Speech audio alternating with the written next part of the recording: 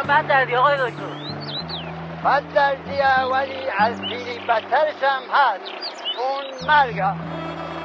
مرگ؟ بله همون مرگ از همش بدتره. انسان چشم از این دنیای قشنگ و طبیعتهای زیبا و نعمتهای خدادادی میبنده و میره یه بعد نمیگرده. ولی میگن اون دنیا قشنگتر از این دنیا.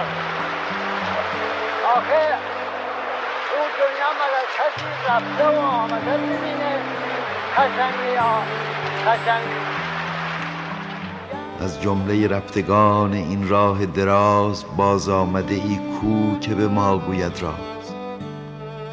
هان بر سر این دو راهه از روی نیاز چیزی نگذاری که نمی آیی باز.